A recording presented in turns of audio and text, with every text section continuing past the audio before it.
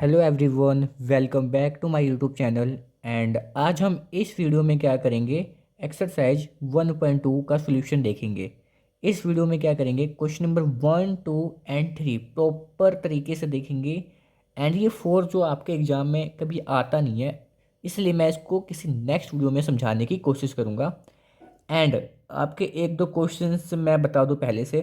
क्या हमें ये वीडियो देखने के बाद सारा क्वेश्चन समझ में आ जाएगा? हाँ, बिल्कुल समझ में आ जाएगा, वो भी एक बार में आ जाएगा। और इसमें से मैं भी बता देता हूँ इंपॉर्टेंट क्वेश्चन कौन सा है।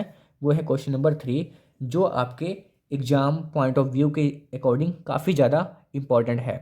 और इससे पहले जो मैंने 1.1 भी करा दी है एंड उसकी इंट्रोडक्शन वीडियो भी उसमें शामिल है, आप उसको भी देख सकते हो। और अगर आपको वीडियो पसंद आए तो चैनल को लाइक, सब्सक्राइब एंड शेयर कीजिएगा। तो चलिए स्टार्ट करते हैं एक्सरसाइज 1.2 का फर्स्ट क्वेश्चन। इसमें क्या बोला गया है, state whether the following statement are true और फॉल्स, जस्टिफाई यूर आंसर्स। यानी कि इसमें कहा गया है जो हमें क्वेश्चन दिया है ये सही है या फिर गलत है। अगर ट्रू है तो इसका रीजन बताओ, एंड फॉल्स है उसका भी रीजन बताओ, यानी कि जस्टिफाई करो। तो क्वेश्चंस को चलिए सॉल्व करते हैं। फर्स्ट क्वेश्चन क्या बोला है, every irrational number is a real number. यानी कि अगर आपको याद हो मैंने क्या बोला था, रियल नंबर वो होता है collection of rational and irrational number, उसको हम कहते हैं रियल नंबर। तो इसने बोला है क्या सारे के सारे इरेशनल नंबर रियल नंबर होंगे? ठीक है, तो बिल्कुल हो सकते हैं, क्योंकि इरेशनल भी सारे जितने भी इरेशनल नंबर हैं वो सारे के सारे रियल नंबर होते हैं। तो सिंपली आपको आंसर में क्या लिखना है, बिल्कुल ट्रू बात है। Because real number is the collection of rational and irrational number, क्योंकि सारे के सारे इरेशनल नंबर भी क्या होंगे, रियल नंबर होंगे। सेकंड क्वेश्चन की ओर मूव ऑन करते हैं। सेकंड क्वेश्चन क्या बोला गया है, every point on the number line is the form of root M where M is a natural number. यानी कि क्या, अगर आपने नंबर लाइन देखा होगा, क्या उसमें देखो नंबर लाइन क्या होता है, ये बीच में होता है, मिड में होता है जीरो, इधर होता है 1, 2 देन 3, देन इधर होता है -1, -2, -3। आपने कभी इस साइड रूट में कोई वैल्यू देखी है क्या? रूट का 4 या रूट का कुछ भी समथिंग अकॉर्डिंग, यानी कि रूट में कुछ भी, तो बिल्कुल नहीं होता है नंबर लाइन में। ठीक है, false. Negative number can't be square root of any natural number. तो negative number can't be square root of any natural number, तभी इसका क्या आ जाएगा, फॉल्स आ जाएगा। तो रीजन्स आपको अच्छे से देखने हैं, रीजन्स आपको लिखना पड़ेगा। Every real number is an irrational number. क्या बोला है, every real number is an, क्या जो भी जितने भी रियल नंबर होते हैं क्या वो इरेशनल नंबर होता है? बिल्कुल गलत बात है। ठीक है, खाली इरेशनल नहीं होता है, रैशनल नंबर भी रियल नंबर होते हैं। इसने बोला है जितने भी रियल नंबर होते हैं वो क्या इरेशनल होते हैं? तो नहीं, हालांकि रैशनल नंबर भी क्या होते हैं, रियल नंबर होते हैं। False, because real number can be rational number also. जो रियल नंबर होते हैं वो रैशनल नंबर भी होते हैं। ओके, देन इसके बाद नेक्स्ट क्वेश्चन की ओर मूव ऑन करते हैं। क्वेश्चन क्या है, are the square root of all positive integer irrational? If not, give an example of the square roots of the number that is rational number. इसने क्या बोला है, जितने भी पॉजिटिव इंटीजर है जो हमारे रूट में आते हैं क्या वो सारे के सारे इरेशनल होते हैं? अगर नहीं तो मुझे एग्जांपल दे के समझाओ। तो मुझे पता है रूट जैसे 4 हो गया, रूट 4 को मैं क्या कर सकता हूँ, इसको मैं लिख सकता हूँ 2 × 2 एंड इसको मैं रूट से बाहर निकाल सकता हूँ, जो कि बिल्कुल रैशनल नंबर है। तो हमें इसका एग्जाम्पल के साथ सॉल्व करना है। The square roots of all positive integers are not irrational. ठीक है, क्योंकि जो मैं एग्जाम्पल लिखा हूँ ये सारे के सारे क्या हैं, रैशनल है।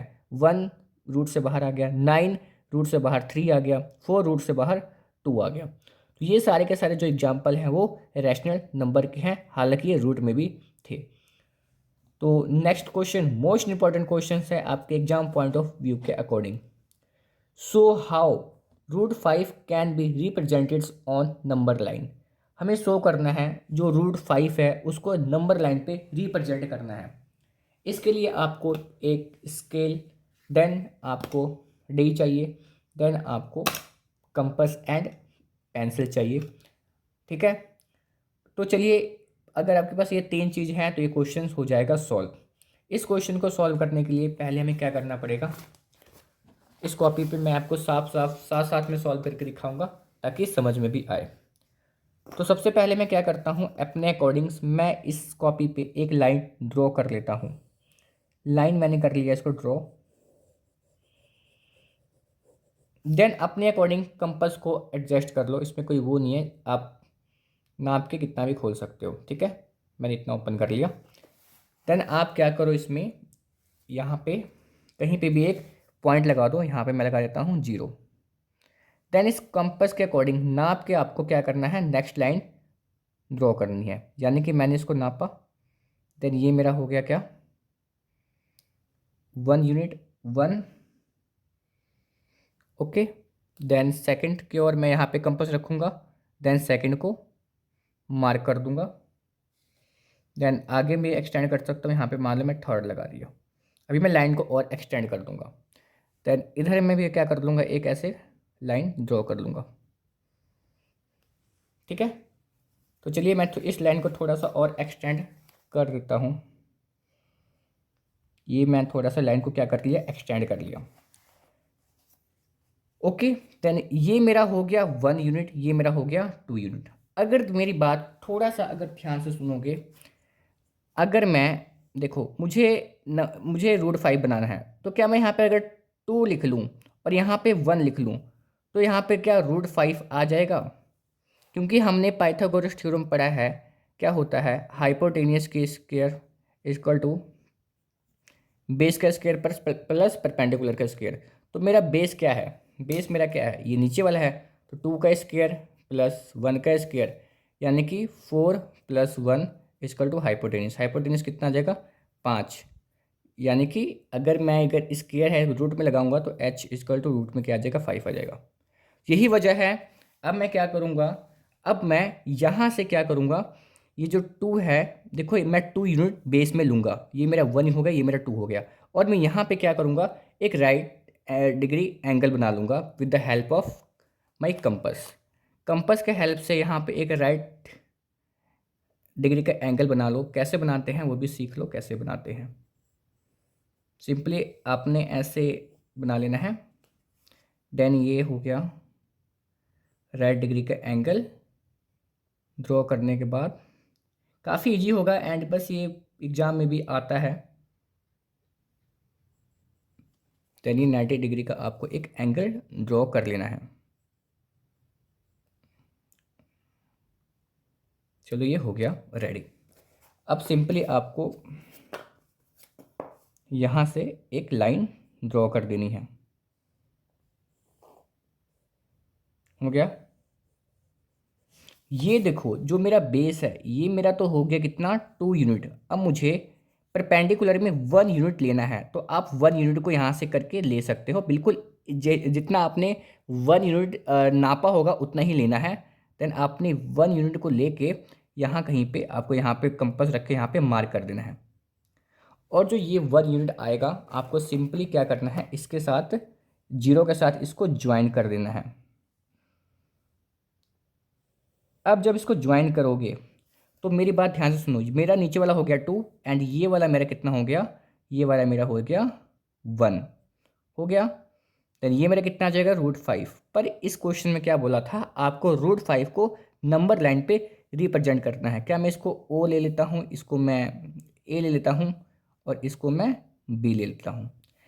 अगर आपको ये जो रूट 5 को अगर नंबर लाइन पर रिप्रेजेंट करना है, ये तो अभी देखो नंबर लाइन पर नहीं है, इसको नीचे लेके आना है, तो आपको क्या करना है, सिंपली कंपास को ओपन करना है और जिस लाइन पे इसने इंटरसेक्ट यानी कि बाइसेक्ट किया है, यानी कि यहाँ पे जिस लाइन पे बी वाले पॉइंट बाइसेक्ट किया है, सिंपली वहाँ पे आपको आराम से पेंसिल को रखते हुए ये लाइन देखो कहाँ तक आ रहा है, आ गया।